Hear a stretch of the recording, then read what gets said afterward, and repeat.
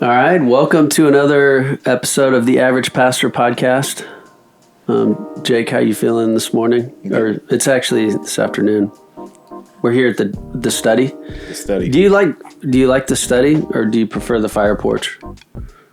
What's your preference? Variety is the spice of life.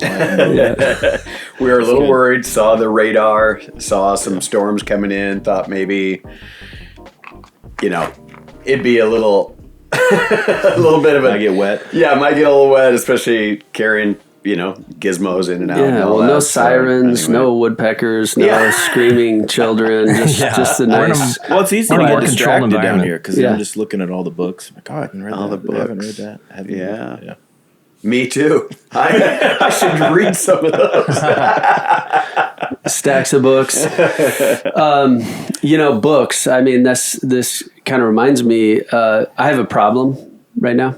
It's a little, I don't know if you call it marriage conflict, but it's in that ballpark. You could call it that. You're about to have more than one problem in this podcast. Well, I think so. Letha's, she's an incredible wife and mom and just human being.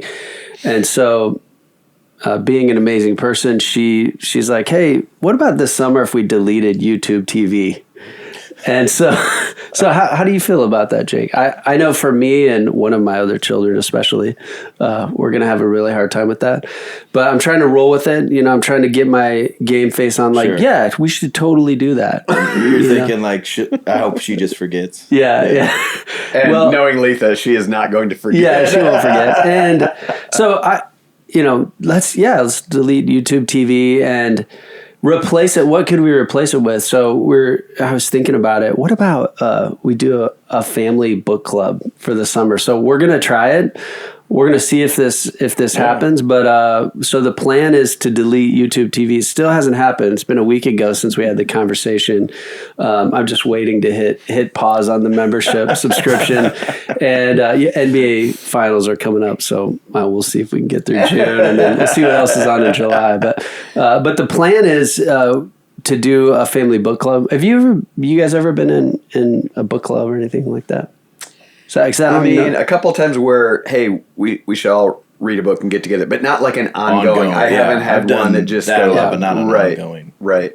Yeah. It's becoming kind of the thing. I want to. Well, the thing is, and I don't even know if you can call it a book club. The idea is everyone will read their own books. Like, come up with your own reading list, and we'll get together and talk about what we're reading. We're in such different. Everyone's adults-ish, so we could probably all do the same one, but Savannah's going into what grade? Savannah's 7th grade. She's 13.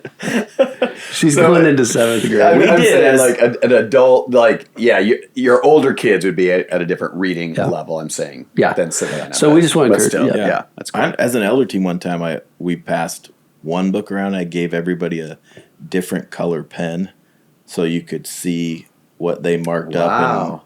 And that was fun to read the same book. You could see, and you could kind of leave comments for the next reader. And How was it? It just took a long time to get through a book. Yeah. What was it? What was the book? Oh, I don't remember. It was a while ago. Was it a good idea? In fact, we just talked this morning. We're going to we're all going to read the same book, and then we're all going to read a different book to kind of expedite the number of books we can read together, and then you kind of give a report. What's the one you're all reading the same one?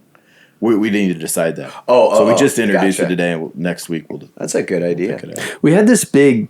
It was a little bit of a conflict in our staff meeting Monday because we started suggesting maybe we all do a book, and there was some different opinions about whether we should and then what book and So you're doing a book club for a family, a book club sounds really sophisticated. You could do a counter offer, like why don't we do a TV club? Why don't we? We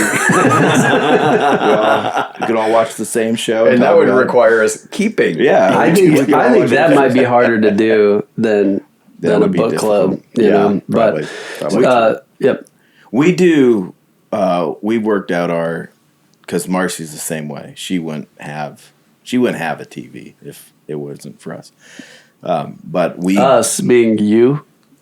I think I got my kids on our. As they're leaving, then it's back to one-on-one. But we do Sling for the football season, so we can watch all the football games. Sling, how's that different from YouTube TV or just Sling? That's what. Yeah.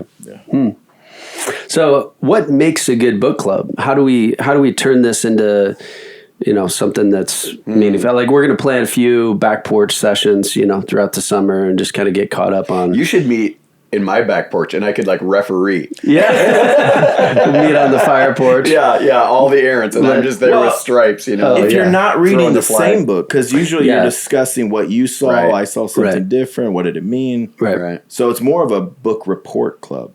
That's true. Right. You're just here's what I read. Let me tell you about it. But. Yeah, I don't know, James. You've been a part of book clubs. What's your? Yeah, I kind of go in and out. There is a book club at Veritas. My wife is a very loyal member of the book club. They read a book every month, and they're doing different genres and stuff. And it's cool. I am basically if I'm interested in the book, I'll read it, but usually I'm not a part of it. But it is cool to have that end of the month, everybody, give your rating of this book. What'd you take away? What were your favorite parts? Yeah, it's fun. Is that a new thing that a lot of people are in book clubs? It seems like it right now. I mean, it's not. I don't know how new of a thing, but I'm saying Veritas does tend, because there's not just that one. I know of 3 or 4. Yeah, there's multiple little pockets. Yeah. You guys are real educated down here. We run in different circles because I know people they're in card clubs. There's a lot of card clubs. Cedar Rapids. Yeah, it's they get together and play cards. But wow. I don't know about this book stuff. Well, Jake, we were just talking about a book. Maybe Mark would be interested to make this. Lectures on Calvinism by Abraham Kuyper. You want to report this? Okay, and just to clarify, Audrey's book club right now is reading some kind of teen rom-com book. So, I went to the bar. I went to Abraham Kuyper. I went to their book club a few months ago, and they were reading Uncle Tom's Cabin, which is one of my all-time favorite books. Yeah. And that was such a fun discussion to hear. It was a larger group. I don't know how many people were there, 25 or to hear them, the different people process through the different characters and I was so meaningful just to be a part of it and listen. And I know there's other book clubs. I went to a different one that was just a few guys that they get together and, stay connected that way. So what are you going to read, Mark? Yeah. Oh, I'm reading, what is it? The Team of Rivals, the story about Abraham Lincoln and his cabinet. And I think you got that. It was big, maybe 15 years ago. I don't know when it was written, but it's pretty old. So typically in a book club, you take turns picking somebody picks a book and But I don't know, that nothing makes me feel like that gap between the me that I ought to be and the me that actually is more than the thought of all the reading that I'm not doing that I should be, or all the time that I'm spending on ESPN.com that I should be reading or something like that. But do you ever get reading guilt, you guys?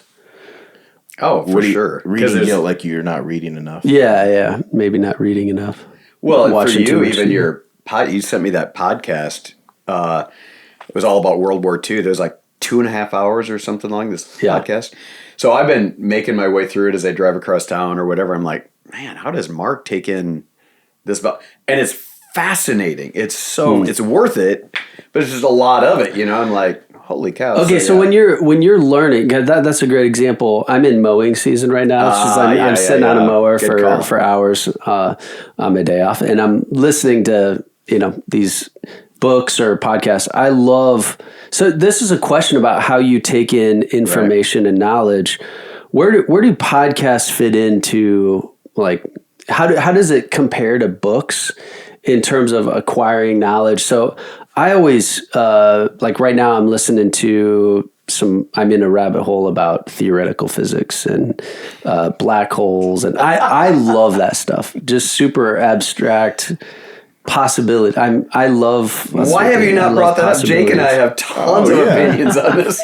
Black holes. Yeah. Well, and I'm so thankful for ChatGPT because now I'm just now I'm just explain a black hole as though I'm a 10-year-old. and I think I could explain it to you now, but did it do it? And then you said, try an 8-year-old. We should try it. Do you want to test What if it you out? were going to explain this to Jake and Jeff? Now try that. I feel like I know you, and that came out of left field that you're Really? into. Right? I mean, I'm fascinated by the universe, and I think that there are a few things that can just blow your mind more than just talking about the universe, the expanse, and just to think, because I think it's amazing that just a little over 100 years ago, the whole world of physics was turned upside down by Einstein and just how he saw the world, and I'll make just an attempt at something I learned that I thought was cool. So you're trying to explain what is a black hole, and it's like, imagine the world is like a fabric, and it's like a blanket, and you put a ball in the blanket, and what's it going to do? It's going to bend the fabric and pull it down. So basically, from what I understand, now we're going to get a lot of comments, and I would love to hear if anyone actually knows what they're talking about on this. We do have an email, right, James? Oh yeah. This is big news for the podcast. We officially have an email address now. Mm-hmm. So averagepastorpodcast@gmail.com. You spelled you didn't go like APP. No. You down with the No, APP? we don't have an acronym yet. No acronym. Yeah, we're anti-acronym. Yeah. Average Pastor Podcast, all lowercase, no spaces in between at gmail.com. I'm kind of embarrassed. There we go. I'm kind of embarrassed. We have our own email. So it's like a Gmail account. Don't worry. This is Pretty not average. at the average. No, we are at gmail.com. But someday we will attain that level of. It's not even greatness yet. It's just we're just Gmail. working our way up toward average, I think. If the Lord wills it, we did have a big. This is going to be our fun. So we're doing a little writing retreat in July. Okay, and this is going to be one of our like bloat and float conversations as we're out floating around in the bloat and float. That's to steal a phrase from our salt staff. That's what their annual planning meeting is. Yeah, the beginning of the year is plan and tan, and then the end of the year is bloat and float. Yeah, they book planning and debriefing. Yes, yeah. So our little we've had more discussions. Do you remember last summer our bloat and float conversation for hours and hours was whether or not we would ever start a podcast? Do you remember that? Yeah, yeah. And we came in. Here we are. And so we've been talking about. By the way, this is a tangent from the black hole conversation. Just if you're tracking clearly, this. No, this is in the black hole. As you know, we're right now. We're talking about something else other than the black hole. We got sucked into the black hole. Yeah, it's related. It's a good metaphor. Great metaphor. It is a good metaphor. There's nothingness here. There's no gravity. There's no pull. There's nothing. We're in a black hole. We're in a and actually, once you're in, you cannot get out. Yeah. Not even light escapes. You just go deeper and deeper in. Can we come back? I don't know. I know this. I love hanging out with you guys, but I feel the dumbest I ever feel hanging out. We can talk about black holes and okay. So let me see if I can try to explain this to Jake. All right, this is the ultimate test of whether or not you understand something is if you can explain. Well, we'll never know. Yeah. No. You can tell me anything about I it. didn't say he's a blank slate. Okay, you get it. Well, what does that prove? You've convinced me of what your definition of a black hole is.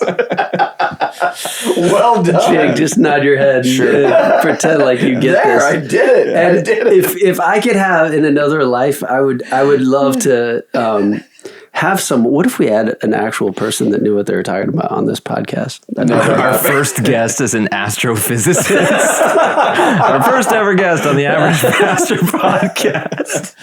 It's never gonna happen. If they listen to the previous, I know my episodes, first they will question. never. What's your first question, Jake?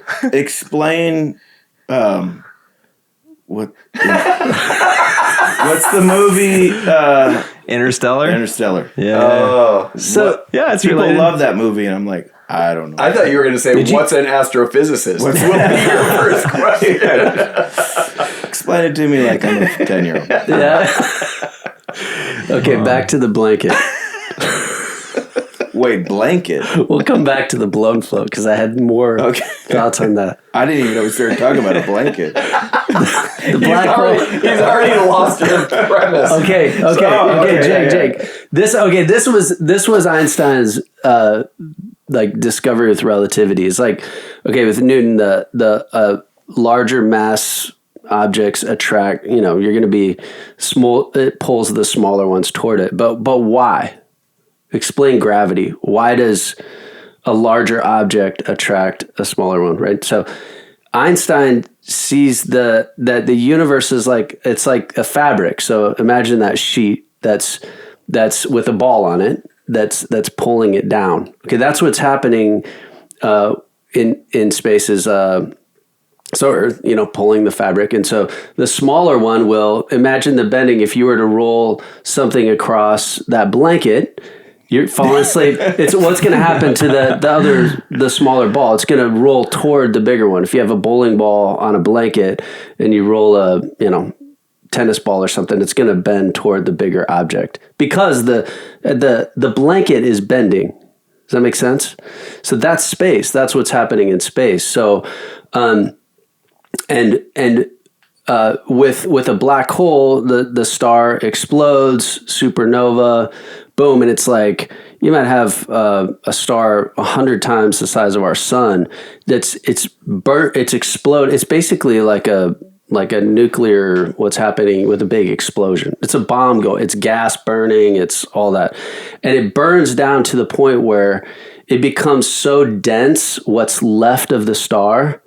Remember the fabric. So the weight of that star is so heavy that it basically pulls the fabric down and down until it keeps going like straight down toward it reaches this point called singularity where it's like the curve has reached vertical and it's pulling it down. So anything that gets close to it, because it's going to get sucked in and it can't get out. That's a black hole. Keep looking at Jeff and like, how long do we have to pretend we're interested in that? Someone was asking me about the podcast and it's like, Mark, I don't know what we're going to talk about. Mark just starts talking. You could have given me a million guesses.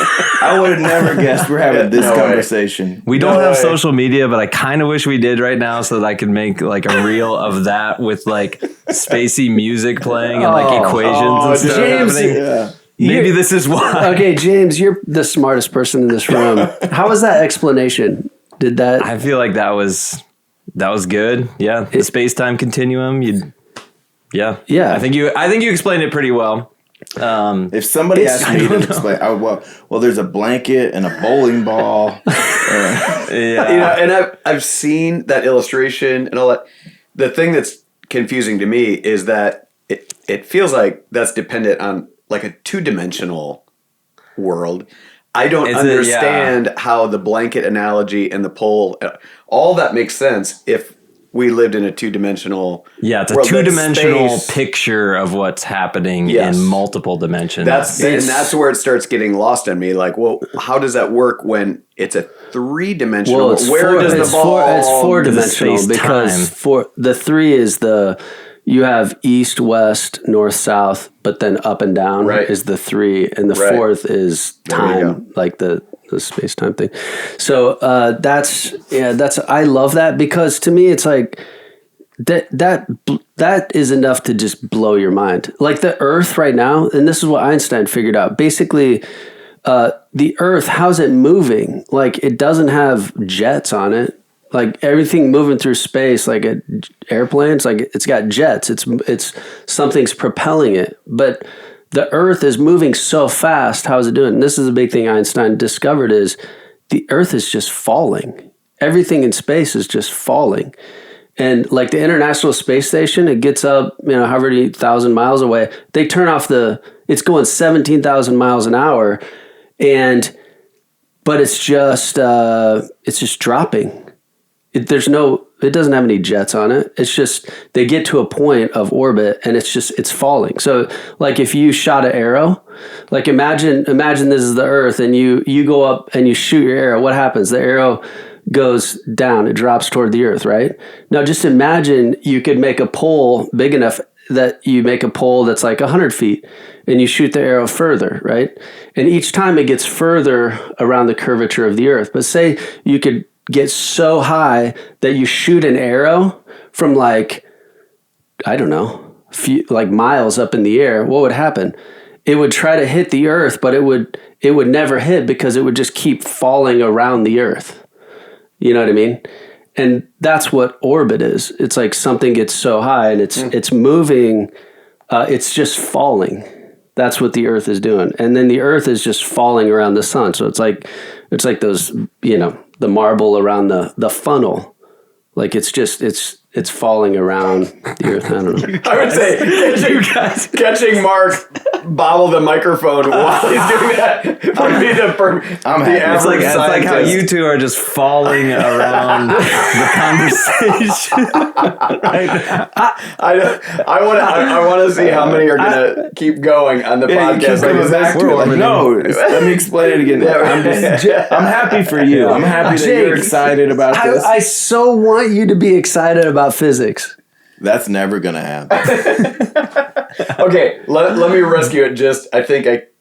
I don't know if I can rescue this, but you remember this, Mark, years ago when I was directing Salt Company. So that was, some years ago. But I had this moment where I was out on a walk up in Wisconsin and came through this grove of trees. And here was this like idyllic pond and just the growth. It was just one of the most beautiful. It was like stepping into Eden or something. And out of the blue, because I just read, the Lord brought back to mind Psalm 111, verse 2. The Lord's works are great, studied by all who delight in them. Except for Jake. Except for Jake. But I had that moment of like, whether it's his word, his creation, his attributes, the profoundness of our God, the profoundness of his creation, his being, his purposes, all that causes wonder and mystery. Like, you know what I mean? Like that Psalm 111 too. Like we like this, room full of books or a microscope or a telescope, like in every way, just to keep growing in our understanding of the magnitude of God, I guess. It is. I mean, that's it. Like, Jake, could you imagine if in, 100 years from now, we could travel through space faster than the speed of light and visit other galaxies and planets, which is like theoretically possible with physics. I mean, that's crazy. To me, that's like, what if this all exists because it's like discoverable? Just like the depth of the ocean, you never would have thought that, or getting into, the things you would have thought 200 years ago. That's where, to me, it's like mind-boggling because it's theoretically possible in this world to maybe to bend space, if you will, like, and to move through it faster than light. So that type of thing. I mean, it's the Psalm 111. I still remember our T-shirts from those years in Salt.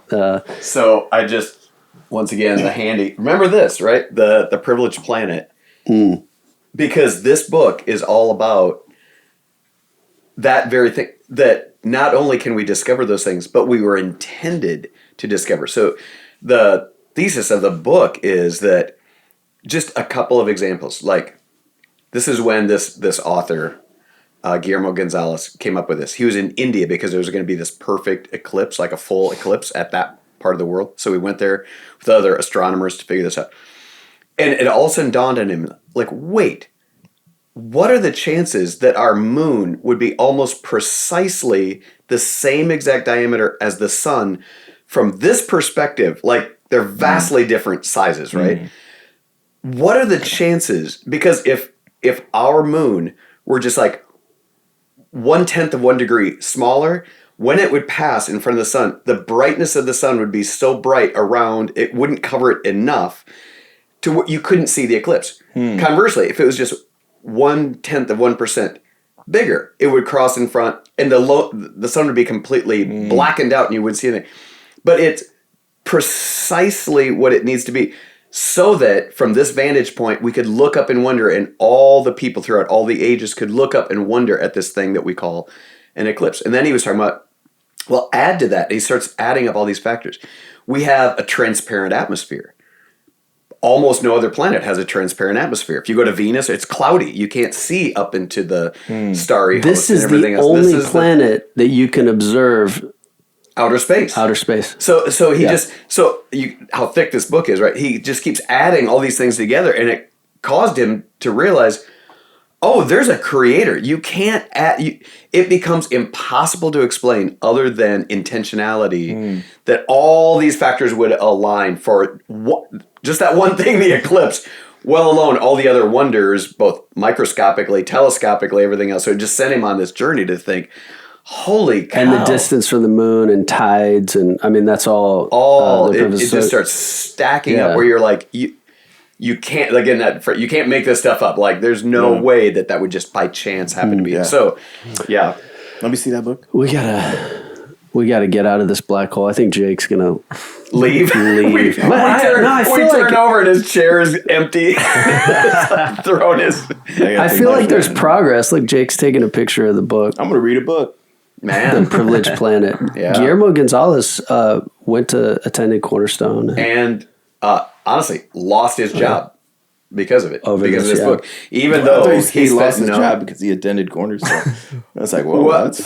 I mean, you could say in the way that this was an offense to a lot of his astronomer colleagues, you know what I mean? And so, he actually, even though this was not published through the university, didn't take university time to do it, but that even pointing, and he doesn't even get to Jesus. You're not going to find Jesus in here at all. It is purely scientific evidence pointing toward a designer. So. Yeah, the heavens declare the glory of God. The skies proclaim the works of his hands. Day and night they pour forth speech. There is no voice or language where their words are not heard.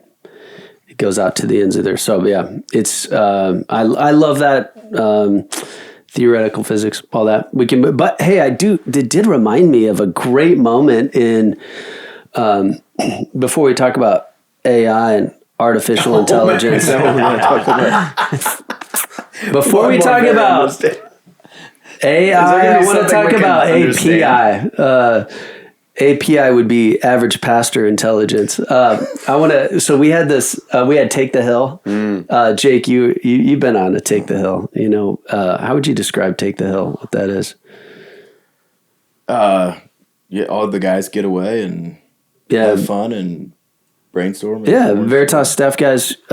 We do this little retreat, Take the Hill, and it's fun. I mean, we have some great just team times of worship and just getting in the Word and all that. But we have some fun games, competitions, and the game that was supposed to decide everything was the final night was a big game of Jeopardy, and the problem is our team had already won. We blew out the other team, and so we just played a game for fun. But the way we set it up was we had the three smartest guys on staff.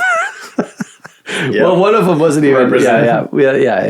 Anyway, and so James was one of those three, and it was against also it was like 3 versus 18. James just nods his head like, "Yep." I'm not going to challenge that. He just keeps saying it. He's trying to manifest it into existence. Yeah. Well, there were 3 of the smart guys versus 18 of the rest of us in a game of Jeopardy. Well. You think the more dumb people you get together, they get smarter? We pull each other down. It's like this vortex. We get pull each other down. It's like this blanket. Give one more dumb person. Well, the chances of those 18 people knowing one thing that will help us on a question. Maybe. Okay, so going into the final... It's the final round where we had to make our wagers. So going into Final Jeopardy, they had 15 points, and I think we had 14. or 13. We were down by 1 or 2. So we'll call it 15 to 14, just to give us the benefit of the doubt. So we're within 1. Now, going into the final, they have to go. So we sent them away, and we read the question. And the question is something about, what are the top 3 like coffee producing countries in the world? And it said, what was the one that they gave you in Central America, Costa Rica or something? Or they gave you one of the answers, Brazil. Oh yeah, like Brazil. Brazil. Yeah, what are the other 2? Yeah, what are the other 2? So you got Brazil. What are the other 2 countries leading? And it gave you a hint. It said one of them is it's in East Asia. It's like what was the one of them's in South America and one of them's in Asia. In Asia, but it even said like it's in a tropical Asian environment or something like that. So they go away, we go away. So we knew Colombia was kind of the obvious South American country, and the other one we thought, well, Sumatra. I mean, that's Indonesia. So we went with Indonesia, and but we got to figure out what. We're pretty sure we're right on that, but we have to decide, what are we going to wager? Now, this is where this is one of my proud moments of this is like captures the advantage of average Jake. Because here's what I know. We think we're right, but what I know is we're probably wrong. So we're going to count on that. I'm just kind of like, hey guys, I know you're pretty confident about Indonesia, but I'm pretty sure it's just wrong because I'm used to being wrong. I'm whatever. Sure. So we're going.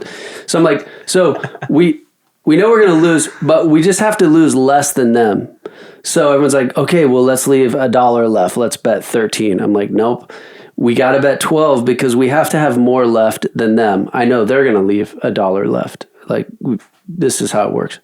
So they come back, and we both give the same answers, Colombia and Indonesia, which was wrong. The third country, okay, Jake, do you know the third country? He's not even going to. Do you know any countries in East Asia that I don't drink coffee. Okay. We'll just go with that. And so anyway, the answer was Vietnam. We all got it. They got it wrong. We got it wrong. Sure enough, what did they wager? 14. They lose it. They have $1 left. What did we wager? 13. We have $2. We win. So it's like scrappy. That's how we win. That's how it's the sucker punch. Yeah, that's how we win the sucker by punch. Not losing as bad. Right. Exactly. Or just knowing we're going to lose. We lost less than they did. We lost less. Yeah, which I don't know. So it's the street smarts. Yeah, we didn't give you enough credit. We thought for sure you're blowing it all. Yeah. Well, the strategy. Great moments in average pastor intelligence. Pretty above average decision in my opinion, but seems like you're giving yourself a lot of credit here. Hey, it was a very proud moment for me. That was like Mark hitting the game-winning shot. I said wage less. Count on missing this shot. That's as close as I've ever gotten, and winning a game that nobody cares about. So that's about trivia in a garage in Missouri. We got it. We won. We all have our moments of glory. I know. That was it. That was Mark's. He got one. Jake, I needed you to know about this story. And now you know. So you'd be proud of me. Yeah. Well, I do. Before we open the AI can of worms, we have to do this. We have to go here. Jake, tell us what you know about AI. Yep. There it is. Do you know what it stands for? All right. I don't know. Yeah, I don't. I've never used it. I looked up Chat GPT, and you have to make an account, and I just didn't want to. So I didn't do it. I haven't done it. It's free. Right, but you needed to give them your email or something. Oh, you didn't want to make that step. I didn't take that step. I actually had that moment this last week too, where I haven't used it until these last few weeks, and I got to that point in the email where I was like, shoot, did I just like, when the AI takeover happens, now they got my email. Now they got it. Game over. See, I'm part of it Jake now. and I are safe. That's what's We're holding safe. them back. We don't have his email. Yeah, they're waiting for my email. Okay, Jake, the idea that you and I alone would survive just because we wouldn't take that step. If we only could find Jake's email. We know everything else about him. We know what he's thinking. We know giving us his email yet. But yeah, so Jake is holding out. Well, I don't know much about it. I haven't used it. So okay. Well, since we started, we brought it. I brought it up a month ago. I've just been, listening to all the stuff I can listen to on it. Podcasts, talking to people, talking to SALT students in our college ministry, talking to older people about it, what they think, older, younger, just seeing like what do people know about it. I would say it's like the world is changing before our eyes, and we have no idea. I mean, people that listen to podcasts, everyone on podcasts is talking about, AI and cryptocurrency, but in a lot of the circles of people that I talk to, nobody's really thinking about it. I think, so Jake, I think you'd be probably your average person that I've talked to is like, oh yeah, I don't know. We've already established that last time. I'm the only average one left. Yeah. So Jake. Stand strong. Okay, so think about this. I'll open the conversation with this kind of back to, okay, imagine life 200 years ago. Probably wasn't much different than life 2,000 years ago, right? Information could only move as fast as a horse. Communication was basically, if you want to, the longest distance communication is smoke signals, stuff like that. Right, the world was pretty similar, or go back 5,000, whatever. It's like if the technology curve's going like this, it's pretty much flat. And then you hit,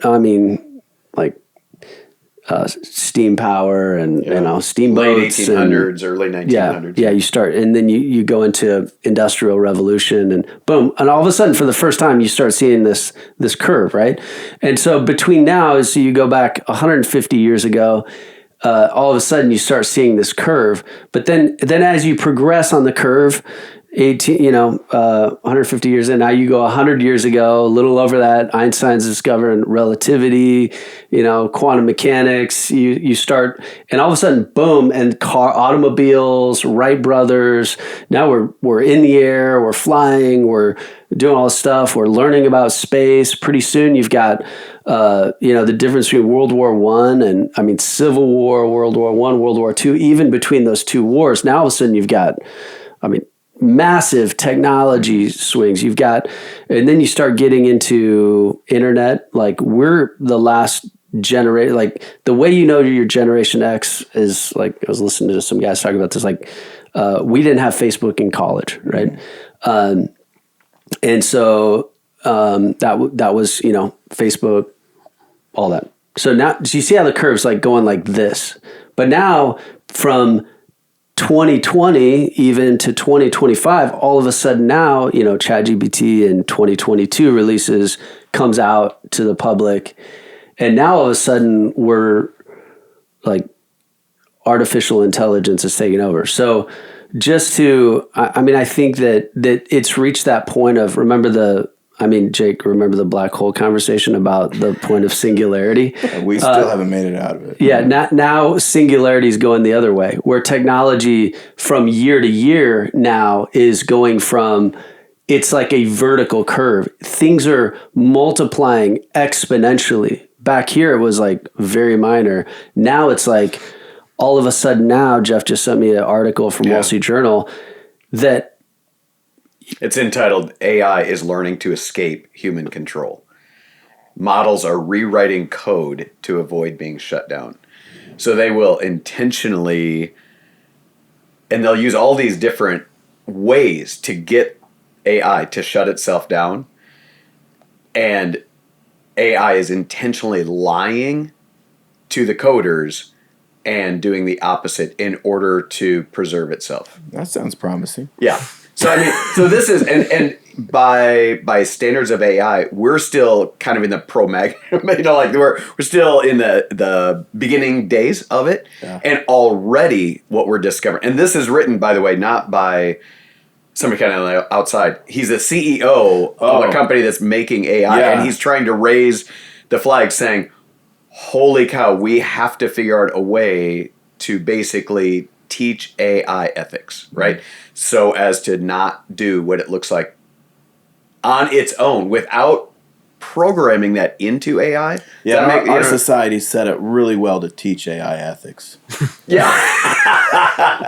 Because we've gotten our own ethics we got it all done so well. I think we should start this by trying to win Jake over to AI. But I mean, just... I'm not... whoa, No, not even to win him over to like that. I just think to demonstrate like the power of it.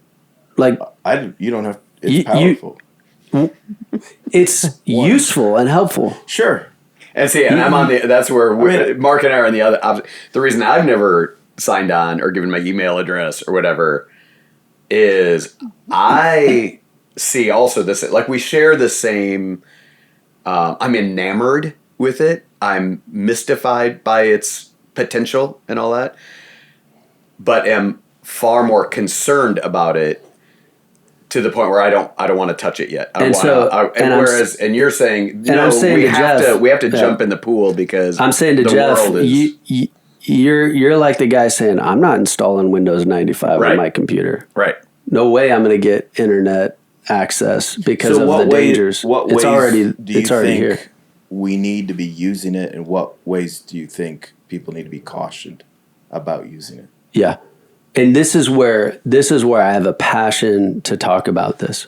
And Jake, I want you to go into the black hole of AI because I think that people need to be pastored on this. Like, because I'm telling you, I love to talk about ethics around it. Yeah, that's what I'm saying. That's what I think is. But I don't think I'm still speaking from a place of ignorance because I don't really understand it. And so that's what I would say is it'd be like a pastor and let's talk about the ethics of the internet, but I don't really know what it is and what it can do. But you can talk about it without jumping into it. If you don't understand the potential benefits of it, like, well, you can understand those benefits without using the benefits of it. You can study something without taking it. I mean, right? I'm saying I'm reading those. You've never been into a black hole. Good call. There you go. Well, have you benefited from, like, you do a Google search now, right? The first thing that comes up is the AI overview. So like I get so frustrated with Google Docs. I'm typing and it keeps popping up. Would you like whatever to help you write this? Oh yeah. Oh no way! I don't want. You must have given him some. Yeah, it's your writing must be really good. I'm sure it's like, hey, do you want some help? AI has worked around your email block. Noticed a lot of squiggly lines in your words. Well, I think we're at a moment. I was talking to my friend Joe Derrick about this. He's like, and I remember this time, but I mean, Jeff, you're old enough to remember Windows 95. Yes. Like revolutionary. Yes. The internet's going to be brought into your computer in your office, and we was talking about the elders of the church are like had this big argument. Like, are we, because the technology guy is like, hey, we need to install this on we're going to overhaul and update our technology. We're going to get Windows 95. And the elders had a big argument about it. It's like, some were saying, this is going to be amazing. Like, it's going to help with commentary work and study, and it's going to make things, communication, emails, all that stuff. And the other elders are like, it's going to be terrible. Like, you're going to leave a pastor in an office with access to pornography and all the things. And the thing that Joe was saying is like it's similar to AI. It's like, who was right in that? Which elders were right in that conversation? It's like they were both right and they were both wrong. Because I think there's that, but I think we're talking about apples and oranges at that point, because what the internet did, I think people should have been wary, should have done their homework, right? Like I talked about last time, when smartphones came out and parents started giving smartphones to all their kids, they thought, oh, this will be great because we can communicate with each other and we can da-da-da-da. And it was all too late. They're like, oh, whoa, give me the smartphones back, right? So all I'm saying is it's okay to be cautious and wait to see but the reason I'm saying apples and oranges is that's all your ability to retrieve information and to disseminate information. AI, we're talking about apples and oranges, totally different. But we're also at a place where we're obsessed with advancement, and not every advancement is beneficial. Where it can bring greater conveniences. It can do a lot of things that maybe make life easier, but that doesn't mean it makes life better. And I think even with our smartphones in our pockets, we could be like, you talk to people, like we grew up without cell phones, but people that have them now, like, how could I ever do life without my cell phone? It's like, well, we were doing okay. Yeah. But I think there's this, we make this conclusion, if it's an advancement, it's good. Right. And I'm like, but why do you have a cell phone then? Why don't you, like, if life was good without it, why do you use it? Can you have landlines now? Yeah, you could have a landline. And you know, so that's my point is like AI is the same thing. Like you're gonna be because I live in a society. The train's left the station on this. As we develop, I don't think every advancement has made us better. There's consequences, like the excess of free time. Like let's go way back where so much of your life was spent in survival. I gotta go find my food. I gotta cook it. I can't just store it. Like the amount of excessive free time we have now is a blessing and opens up space for not good things in our life. You know, it's crazy. One of the unintended consequences of, the smartphone and our ability to tap into the internet and the World Wide Web is birth rates dropping, right? So social scientists are realizing that, among many other factors, right? I'm not trying to be overly reductionistic on this, but one of those things is just the social interaction. We all know about that. There's lots of books, articles, social interaction. But its end result is a lower birth rate. When I was growing up as a kid, the scare was we're going to overpopulate the world. We're going to eat all the food. There's, and now in my lifetime, right, since I was in grade school till now, it's so far the other way. And one of those contributing factors, it's what you're talking about. Some of these unintended consequences. Nobody thought that birth rates would drop because we invented the iPhone, benefits of social media, that you can stay connected with people that don't live around you. Right. And yet it's been a leading cause in depression. Isolation and depression. Yeah. So but we don't know. Right. But okay, so we could sit and talk about all the things we're afraid of and all that. But is artificial intelligence the beginning of non-intelligence for people? Like, we don't have to think anymore. Just ask Google or just ask Chat. It's like when the calculator came out and be like, I don't need to know. So start with, what are all the positives from, just like I was saying, back to the elder room. Both sets of elders were right, but they were both wrong. They were right in the sense that, yes, it's going to be good or it's going to be bad. They were wrong about it was going to be 100 times better than the people thought that were positive about it. It was going to be 100 times better than anything they could imagine. They would have no idea the Bible app and different ways the gospel was going to go out and the advancements. And the people that were said, this is scary, this is going to be a disaster. it was 100 times worse than what they thought. They had no idea how many pastors would be addicted to porn and how many, all the things that people would do and because of that. So same thing with this. Like it's any technology. Look at nuclear fission or, it can destroy the atomic bomb or it can power. The AI is the same thing. But isn't that why? Because we have all those other models and should have learned from all of that. That's what I'm saying. Like this guy that just wrote that article, as well as many others, they're not anti-AI. What they're saying is, we've got people consuming it and using it so much that's driving the market forward. And he's saying, we're skipping a step, everybody. We're skipping a step of teaching AI not to do the evil thing. Like it's almost volitional things. We need to hold off on the advancement of it until we can make sure that we can harness it correctly. Is this guy making a case that if we want to further develop AI, we need to define right and wrong? Yes. But there is I've listened to hours and hours of these guys talking about this. And my conclusion is their feet are firmly planted in midair. They have no basis of ethics or right and wrong because science, it's all science and progress. It's all, so one guy I was listening to one of them where he's like, basically on I think it was the Ed Milet podcast where he was talking to someone, sent me the link to it. I was like, the first guess is basically like humans are good at heart and we need to be nice and try to teach the machine to be nice and input good things. If we input good things, AI will learn.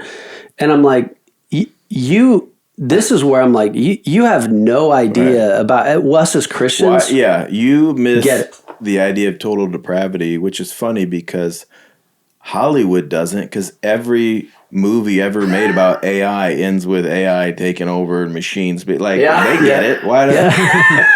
Totally. That's real life, and you don't get it. So, but it's the same. Do you think there's a place for? Because I think as a tool, like any tools, it can be used for good. If you're doing searches for your study, I'm the wrong guy to talk about it, but it's like, hey, give me Jonathan Edwards' thoughts on That's what I'm saying, Jake. I'm saying you're a guy who's using a hammer and I've got a nail gun, and I'm like, Jake, and I'm a you guy should use it. Who looks at the guy who still uses a literal hammer, and I'm like, I love his craftsmanship, and that's a lost art.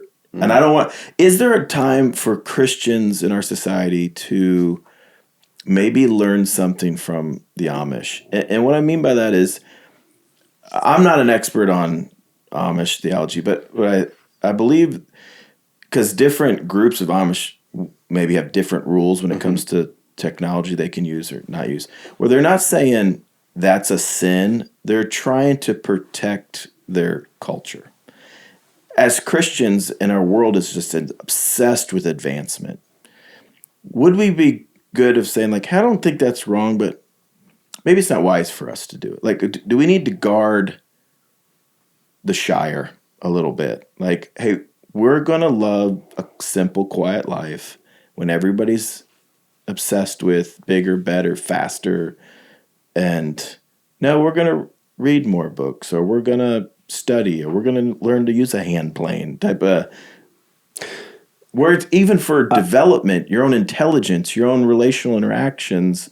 Like, it's better for the thriving of our society and our people if we say no to some of these but things. I think you can do both. Like, I feel like you're like, we're not getting on that buggy. We're not getting on that train. We're not getting on that because it could crash. Somebody would say, "Oh, you're being legalistic." But what I would want to say to our church is, "Yeah, we don't do social media.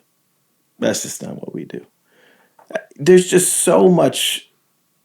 The statistics on the harm that it causes. Yeah, but and I'm not saying it's sinful, but I think it could be protective to a group of, like, hey, if you want to be social, let's do dinner. think your desire for a rule on that is legalism. No, I'm not. See, I think that's a misuse of legalism. Legalism is me saying the way that you're made right with God is if you don't do social media. I'm not saying that. But that's what you create with if that becomes your church culture, we're the church that doesn't have social media. Even though you're still preaching grace through faith, I guarantee it's just like anything that you do. If you that's a straw argument to just never make any to apply wisdom into life, because like, oh, legalism. And it's like people that look at our grandparents' generation, and it's like they got up every morning to read your Bible, and they were so legalistic. They never told us that that's what you had to do to be right with God. They just did it. There's a difference between get up and read your Bible. Like you should, but that's a great idea too.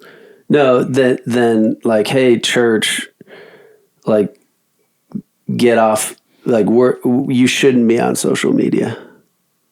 Like that's.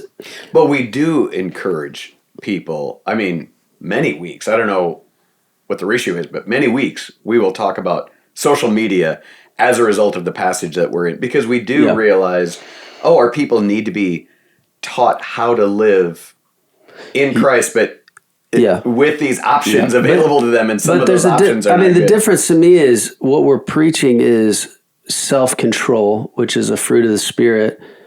Maybe an application is, hey, some of you guys are doom scrolling. You're lost in the algorithms of anger and your little anti-tribe. And I'm saying we can warn of the dangers, just like we should with AI. And because I have huge concerns about AI. I see college students they're not writing papers anymore. They're not reading. They're not, so I agree with you, but I think what I'm trying to say is, don't throw out the baby with the bathwater. That's like you saying, I'm not getting on the internet.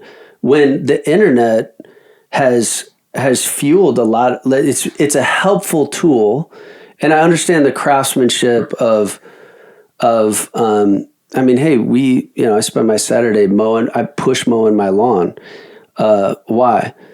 I've got 2 commercial lawnmowers sitting in the garage. I could mow my lawn in 5 minutes. Why am I push mowing it? Well, because Letha wants the grass for the garden to help keep weeds down. It's inefficient. Well, why do we have a garden? Just go buy it at Fairway, go buy it at Hy-Vee. Like, I love inefficiency. I think it's good for meditating. Like, I want to go there because I think we agree on that. But I think what I'm trying to convince you of is that AI is a powerful tool that if unleashed with like godly people can use it in a way that's super helpful, like I have been this past month. And I would say so far I haven't found any. Now, if I'm the day that I'm dumping all my sermons from the last 30 years into ChatGPT and telling me to write a sermon on 1 Peter 2, and it spits out a sermon that's better than I would write it, but it sounds like me in my voice. Those are examples of what people are doing right now that I have a real problem with. I don't disagree that it's a helpful tool and that it can be used for good, or that we shouldn't use it. I don't want to take that approach to every advance. I think the conversation should be, but is there some things that we should say, but let's slow down on that, or maybe that's not the best. The reason, so I even want to say, why would you say that's the line? You just drew a line in the sand. That's where all of a sudden ChatGPT becomes wrong. Why? It's taking all of your words, your thoughts, So because you made a hard line. That's wrong. Right. This is where the ethics of it comes in. And that's what I'm saying. I don't think we're prepared yet to answer those questions, because you just proposed a hard ethics line, and I'm not even pro AI, but I'm like, what makes you draw the line there? Why? You put in your sermons. We haven't, What's that? You put in your sermons. It's your voice, it's your sermons, it's your work, and now you just asked. This is where I think the good conversation is. But I think we're starting at places where you're like, I didn't want to type in my email. You're like, we need to stop and wait to see what happens. I'm like, typing in the email was not because I was against AI. I was lazy. I didn't want another account. They'd probably give me a password. I got another. Okay, here's so let me give you. I'll just take you through because I can look through my Chat GPT. I'll give you examples of all the things that, of just some of the things that I looked Is up. this like a gateway drug? Are you trying to? I'm trying to convince you of this. Here's a way that it gets used that I cringe against. That you might be like, "What's wrong with that?" It's efficiency. Writing emails. Yep. Even when you're a church email and you're sending out to all your members an email, "Hey, come up with this," you lose a personal aspect of like, no, I wrote that email. And I took time so to do here's that. the ethical, this is the thing. Okay, so you're saying, well, Mark, you just made a rule. I'm like, yeah, that's the whole point of this conversation is with all of these things, there's ethics. Yeah. Are you going to use this technology and what are the benefits and what are the, so if I think about,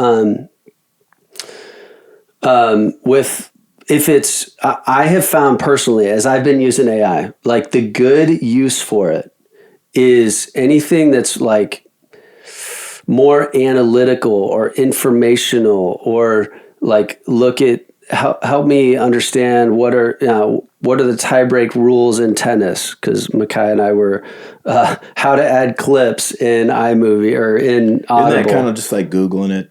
Yes, but it's better because it's taking. It's a more powerful search engine. It's like imagine you have this assistant that's like a genius in everything and right next to you. I use Google and internet and benefit from that. I'm not saying an upgraded version of AI is not going to be helpful. Here's how I feel. So you've heard of the saying in the first century of not every man can afford a trip to Corinth. Kind of this idea of like, hey, there's a lot of sin you can get into in Corinth. And there's some people that you just like, you shouldn't go there.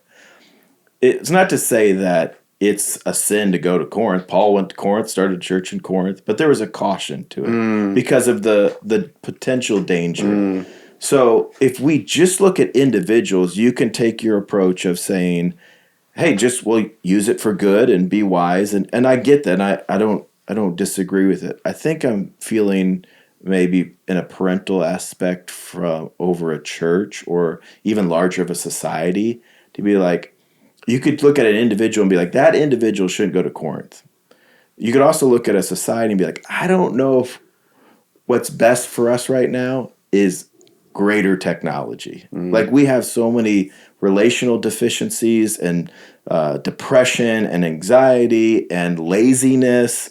I don't think more convenience and more information is going to be good for us as a society. That's kind of maybe my check in my spirit.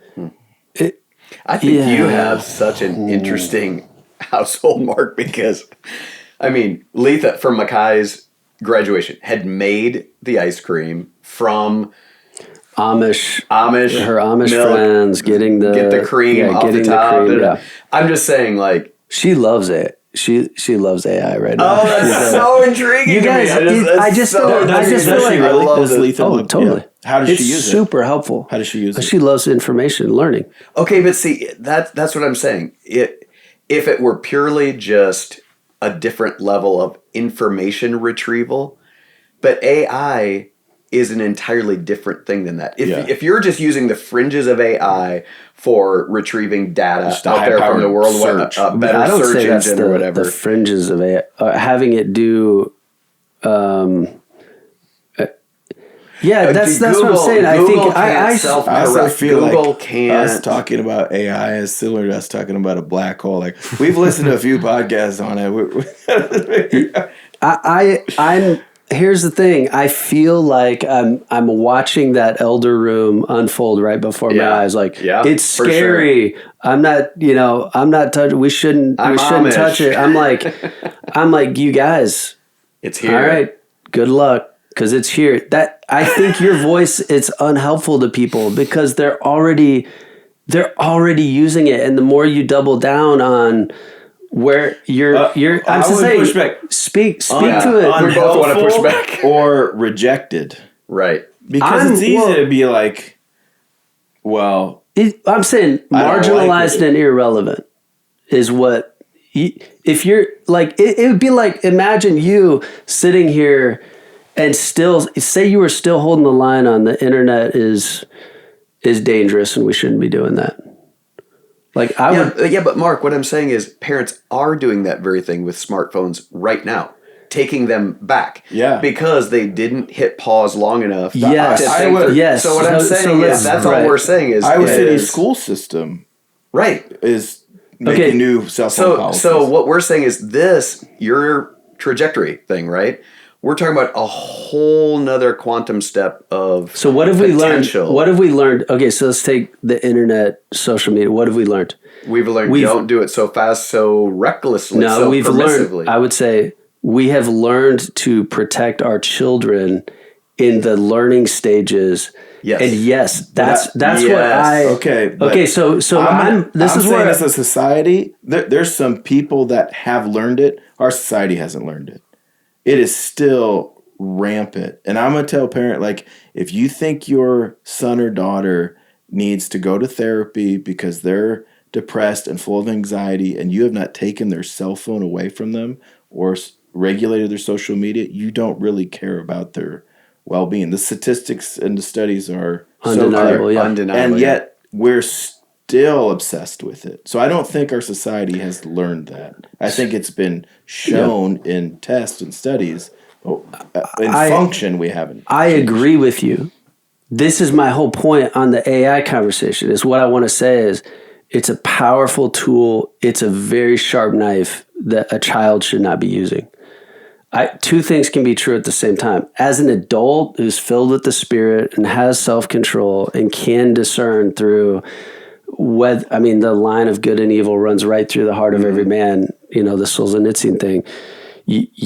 I know when I'm using AI to find a good Alfredo recipe and when I'm using it to write hey, I can shave off hours by not having to, that's where I want to have the conversation. And with children, we could talk about that. Here's my pushback on a practical level in our world when it comes to AI.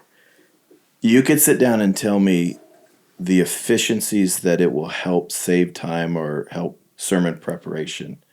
And I want to push back and say efficiency is not a high value in sermon preparation. There's a part of wrestling with the text and that you shouldn't approach a sermon being like, how fast can I get this done? If that's your approach, and I know ministers like, well, I got a lot of other things to do. I'm just thinking there's a cooking of the text in your own soul before you deliver it, that if AI influences preaching or sermon development and value and efficiency, I don't think that's good for preaching. And that's where we live in university towns, right? So the same thing when I go in to a doctor that even like Dr. Tom, who spent most of his practice in the Upper Peninsula of Michigan and learned to use whatever tools were in that ER room for whatever came through that door, I would trust him far more than a doctor that got through a lot of his medical education using AI to think for him. So all I'm saying is, it's sermon prep for sure. It goes into way more factors than that. And that's where I'm just saying, Mark, like especially in university towns, I feel like if there's a pastoral voice going out to people, it should be less enthusiastic about AI. Like I'm not saying we can't. I disagree. I think you should be enthusiastic with a warning label on it. Like I'm saying we as pastors, I think your guys' starting point is this is scary. We shouldn't like it. In the same way that every technology has been like that. Well, that car's going to go fast and people are going to get killed. I'm not going to get in an automobile. But Mark, you started with the trajectory thing. We're talking about something of, again, apples to oranges compared to a car. Cars can't think and turn on us. No, seriously, like we're talking about an entirely different realm at this point with AI. But so what I'm saying is all of the Christian worldview applies in the same way, whether it's an automobile or a nuclear, like splitting an atom, or the internet or AI. It's like, that's what I love about, and that's why as pastors, we can apply transcendent truth to a new technology. Yeah, for sure. Okay. So here's my, if I would say, like, my concern related to AI, like, I've benefited tremendously. I can, like, hey, you were talking about a word hidden in, I don't know if we were studying Luke or something like that. And I just, in the sermon, I'm like, ChatGPT, hey, what's the Greek word for hidden in? And it gave me a whole, now, hey, I was at a time where I've got the old keyword study Bible where you look it up and find the Strong's number and go through all the paper books, Strong's Concordance, and you get to the word. Well, and then I went to the stage of, okay, I found these different tools and I click the tab and I go theology study tools, and then I go to this, interlinear Bible and I click on the blah, blah, blah. Well, now I'm just saying, AI has made that so much quicker. It's just instant. Boom. I've got the Greek word. It's explaining to me the different ways it's used. That's again, like, though, on information retrieval. If it was just, that's what I'm saying. If it were just, yes, that's what I'm saying. That's a great use of it. Yes. And I'm trying to convince you that that's great. But it's more. I use the internet. That's information. Right. No, but you're just using a worse version of ChatGPT is like a much better version of that. Sure. And I'm not against, because Google won't, like, okay, I got to do a word study on this. If something can make that quicker, I can see the value in it. Mm-hmm. But I also want to add the voice that say, don't overvalue efficiency in study or sermon development. And I think that's the approach great. could just be like, if I could get it done faster, it's better. Yeah. I'm like, I don't think it'll be better. That too, but also I think that's where also it's like that article and others, the people who are very pro AI. If it were purely information retrieval, I think that's naive, Mark. I think you're holding us to, no, it just makes internet searches more quick. Well, if that's all it was, we wouldn't be having this discussion. There's no intelligence in that. It's just a quicker way instead of having to reach understand back all the things you're afraid of. So that's what that's all I'm saying is that like, we can't just.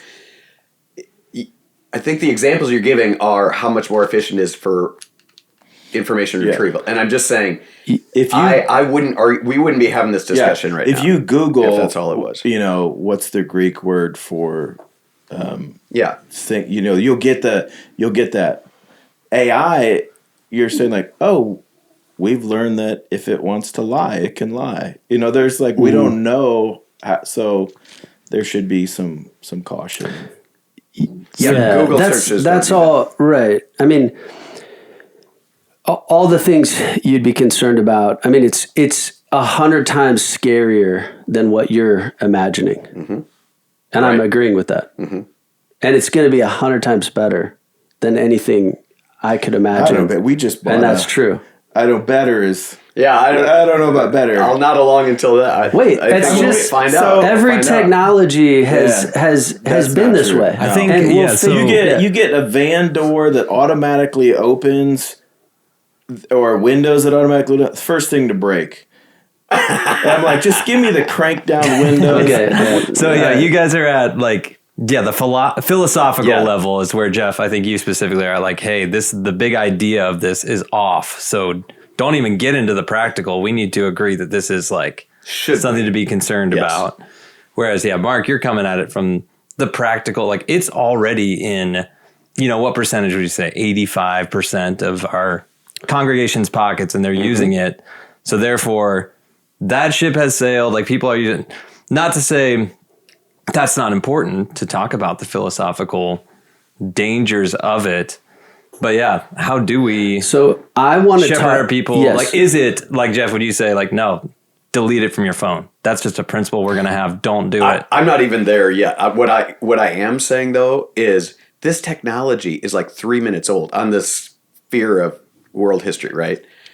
shouldn't we at least, instead of saying, hey, it's here, we might as well just... Jump on board. I don't know that our average person at Veritas that has it in their pockets are even considering the biblical worldview ethical issues. And so that's all I'm saying is, A, we don't know what's around the corner, just like they didn't with atomic energy, all sorts of things, right? So there's that.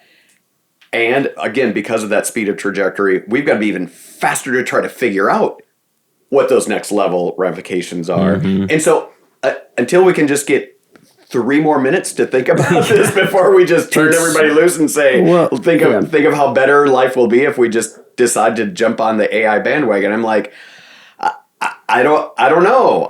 Maybe I'll get there. So Mark, what's the biblical worldview that you're coming at your like excitement about it? What informs that? AI it's another technology that's amoral. It will be good. It will be bad. It depends on whose hands it's in, in Hitler's or, in your hands, it's like, it can be good. It can be used. It's an amoral, it's a hammer. Yes, all the concerns are there. But my heart is to talk to the 19-year-old who's already using it and using it to get through their schooling because it's writing papers, it's doing all the work for them. That's a person I want to talk to. And my starting point with them is not, hey, delete it, get off it. I'm like, hey, I understand that this is a cool new tool. Let me help you think as a Christian about this. And here's what I would say. And so I would my starting point is a little different than maybe where you guys are coming from. I'm saying it's already here practically. Okay, so let me talk to you about how to use the internet, like from a Christian standpoint. Number one, I would talk about the fruit of the Spirit of self-control. It's the same thing. Like it's all the boomers that are doom scrolling. I mean, it is. I mean, it's just like, and nobody's, or I mean, Gen Xers, I think, are a lot of the angry people on X, and 100%. It's my generation too, and they're just like, so I would want to talk at that level about here's some dangerous ways to use it, like here's some good ways to use it. I would say like you learning information. I talked to a guy who's an engineering student, and he's the one that I was just asking him like, hey, how do you use it? And he goes, well, here's what I've learned how to use it. Well, like the professor's up there talking and I don't understand this abstract concept. And I go to ChatGPT and I say, explain this as though I'm a 10-year-old, and so I was like, that's kind of cool. I'm going to do that. Hey, explain propitiation to me as though I'm a 10-year-old. And boom, out comes this incredible explanation of propitiation. Or, hey, what did Spurgeon think about this? Or, hey, could you, what does Jonathan Edwards think about superlapsarianism? Or what does, like, just whatever. Some big thing. I think that everything you're saying, Mark, I'm nodding along with like 90% of it. Here's the caveat I would have is, you started on the front end is it's amoral. It's just like a hammer. It's just, and what I'm proposing is the things I'm reading we don't know is that it's looking like, even again, that most recent AI CEO saying, oh, actually it's not amoral. It's gaining on its own more, and that's a new game. Okay, that's all I'm saying. It's not the same as a hammer, not even the same as the internet, not even the same as Google, if there's agency. And if that's true, and it's not an image bearer with, we're talking about. So that's what I'm trying to say is at a philosophical level, we're entering into another level. It's not just a better which iPhone. Requires discipline and self-control, which would get me back to, I would say to that 19-year-old, use it in these ways, information, learning. Don't use it in these ways. I still feel like there's a miss where it requires discipline and self-control, applies more to a tool that can be used for good or bad. And what Jeff is saying is it's not, at this point of our knowledge of it, it's not just a tool. It's presented and functionally used as just a tool, but it's so much more than that we don't know. And are we perhaps naively handing, here's a pop gun, and now this is the bad analogy, but now here's a rifle, now here's a semi-automatic. What I'm saying is our culture, are our kids, is that engineering student or whatever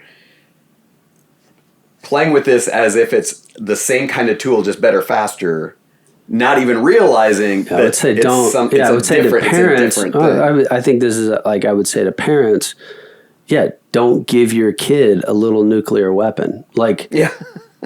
No, this is where we have agreement. My whole thing is get back to. But on larger scale, you're saying don't give your kid a nuclear weapon. I think, Jeff, or what we're saying is, should we give our society a nuclear weapon?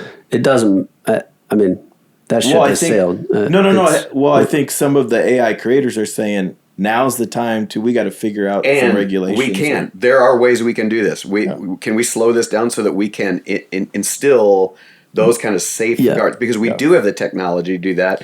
But if the market keeps surging it into and we're in a society, broad use, this is where we're going to lose that pastorally chance. Talking to people beyond AI of we're obsessed with advancement, or what we think is advancement.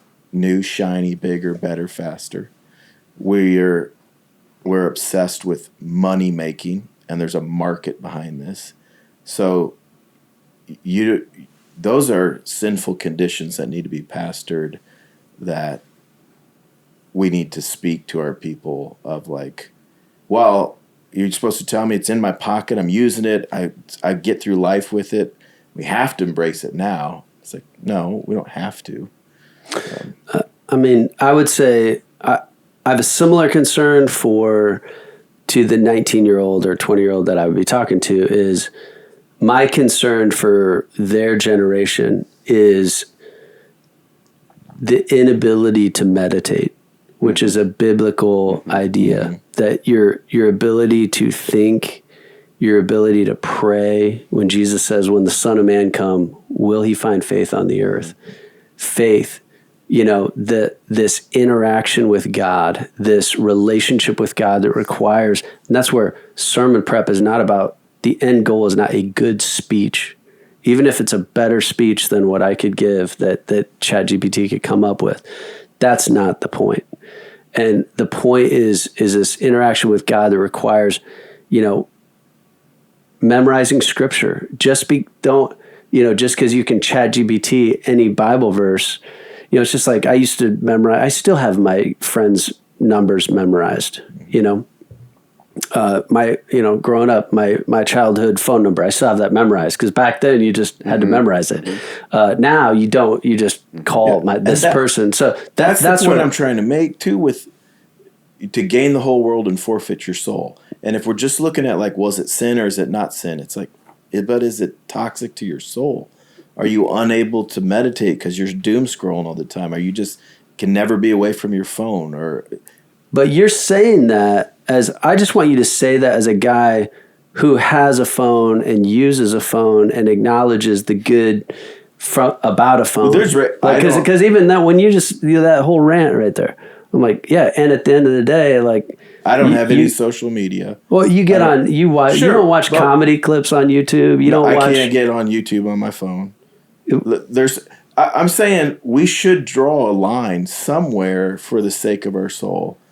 Right. And if it's just all about, we're to run the race to cast off all sin and things that hinder. Mm-hmm. So there's things that hinder that aren't necessarily sin, but they're not necessarily good for running the race. Right. So there might be some things where it's hey, I'm not saying it's sin to do that, but it just may be stupid or not helpful. Yeah, right. I think too, and we probably could wrap this up at some point. I don't know that another hour is going to get us to land as well. But here's what I'd say, Mark. I'd say that to rescue maybe the caricature of the older guy at that elder team that's not ready for this new advance, I actually welcomed with open arms the internet, a smartphone. I've never had the level of caution in my soul that I have now about AI. I don't. It's not because I'm afraid of advancements. Seeing the good, even as you describe. Oh man, you could look up that word. Totally. I do believe we're looking at an entirely different, when you talk about that advanced technology, blah, blah, blah. Even on that World War II thing, the difference that just the radio made for Germany in order to get, so we're way past that with AI. And that's what I'm saying is I just feel like I have welcomed and utilized, I'm 62, virtually all those different advancements without a lot of, and was one of those that, oh man, we better pull that back, right? Because got too careless, got to pull that back. This is the first time I think this is true. I think the first time I've looked at one of these new advances and I'm like, wait a minute, we should take more time to think about, because what I'm saying is the market is absolutely driving the advances right now. And some, at least, of the watchdogs are just saying, could we quell a little bit of the market value so that we could get ahead of this a little bit? Because we still do have the technology to make this a good for the long term. We're all believing that heart surgeons might be helped by AI, right? There's so much good that I see all that way beyond Bible searches, right? We can do that without AI. But there's real advances like in medicine that can happen in saving many lives around the world. So let's figure that out. I'm all for AI for all that. I am just saying some of those voices out there are trying to speak to some of the rest of us that maybe just want to fuel it and are saying we should give us a minute. So what is that practically? It's the leading voices. The voices that were pioneers in bringing AI are the loudest ones saying, time out. And they're being surprised by some of the things that are happening in the lab. Yeah. And they're saying, oh, we didn't see that coming. We didn't see it being able to rewrite its own code. So we should figure that out. We should figure that out. Yeah. I mean, I agree, I think, with all that. I'm just, I guess, because I see what both of you guys are saying. I think probably to James' point, I'm more like, okay, well, yeah, I agree. So what are you going to do? Like, yeah, do you like write your senators? Like, are you going? Like, yeah, I mean, to me, that's so. It's more like that's a big. What does the average person? Well, maybe at the practical level, it's that I would just say, hey, let's talk to the 19. I just talked to the VST students about not using it. You know what I mean? So at the practical level, I wouldn't say like if I was taking VST, I would use AI. Well, you would have to flunk because I would say no. But the university tells us we can't. No, but you should. I think that's an error to say in VST you can't use AI. Like for what? There's a policy that comes from the institution. But for what? Like, is that could they use it to? Can they use it to look up a Greek word? You can use the internet. It is a you can use Google, but you can't use ChatGPT. You can't use it to write your papers. Right. Yeah. Yes. Are you generating your own content through it? Yeah. That's what I'm saying. Okay. Yes. Okay. Ding ding. That's what I'm saying is it's a tool that has good uses and it has bad uses. If you're using, and that's my thing, like if you're using it to generate, if you're using it for relationship and companionship and you're using it to, do your creative, paper. Write your term, that's... Yeah. Well, that's what I'm saying. That's what's... Yeah, but I'm saying just to say you can't use AI in this class is like... Well, no. Yes, I should have qualified that. Yes, the policy. So you can use AI in your class, but you can't use it to write papers. I don't know what they can use it for. All I'm saying is, yes, you cannot use it for those papers, those things that you turn in. Yeah, totally. Beyond that, I don't know.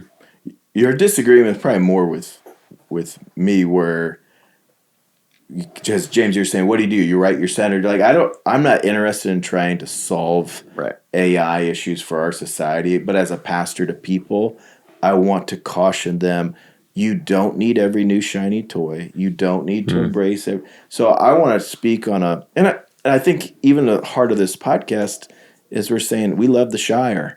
And there's certain aspects of the simple life that should be championed among Christians. So on an individual level, I want to caution people of just thinking they need things they don't need and to use things they don't need. So. Yeah.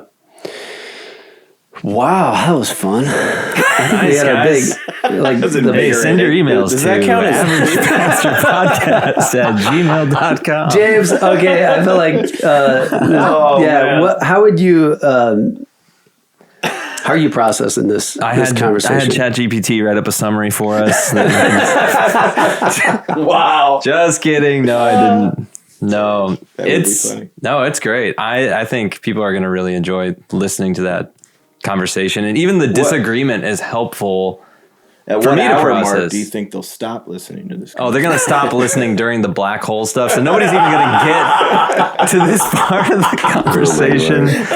But no, I feel, just this shepherded to think critically. Like, don't just go along with the flow of, oh yeah, this is cool, therefore do it.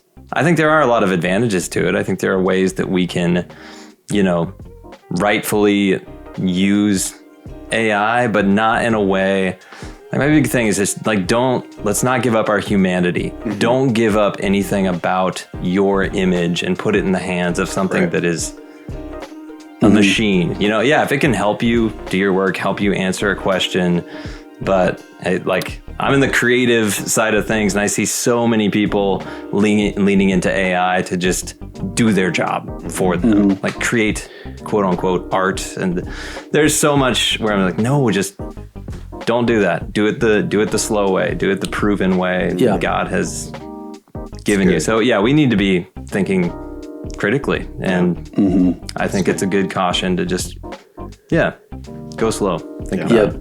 It's good. Well, we'll come back next episode. We got some fun stuff to talk about. Hopefully we won't fight as much next time. Or maybe we will. Keep it up too. That keeps it interesting. Iron sharpens iron. Yeah, we needed some sparks flying today a little bit. So, all right. Well, it's good to hang out with you guys. We'll take a break. We'll be back for next episode. Thanks for joining us on this Average Pastor podcast. We'll see you next time.